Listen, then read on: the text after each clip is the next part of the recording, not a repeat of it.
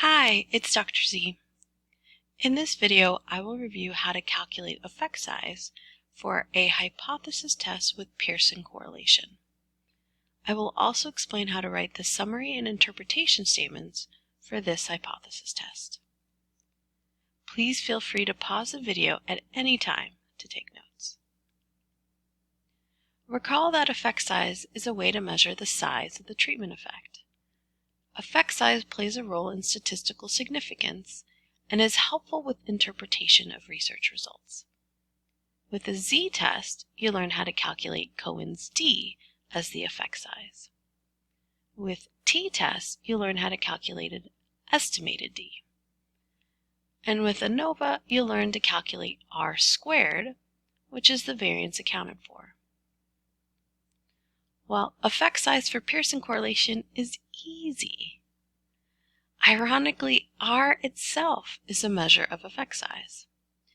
And since we already calculated the Pearson correlation for the lecture example, we do not have to calculate anything.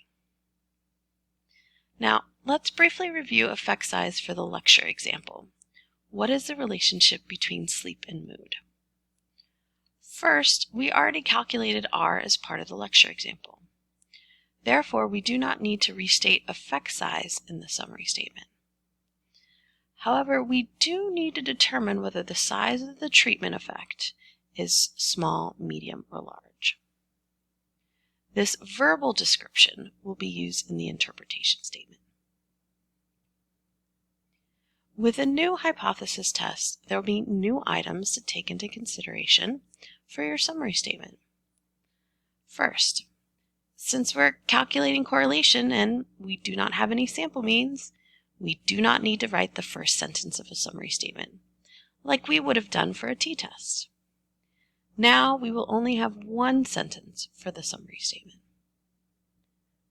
Second, we will continue to report degrees of freedom. A friendly reminder though, the degrees of freedom formula for correlation is new. And finally, since R is a measure of effect size, we do not have to include it in the summary statement again.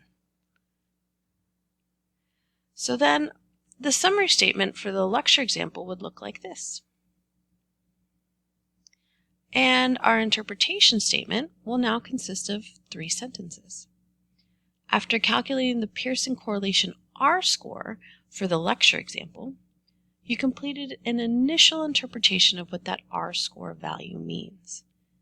In other words, what does R equals plus 0.95 really mean for the research study? The first 2 sentences of your interpretation statement will come from this initial interpretation.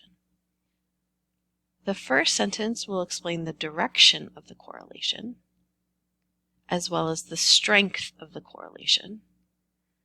And the second sentence will be more specific and explain the relationship between the 2 variables. And finally, the third sentence will describe effect size.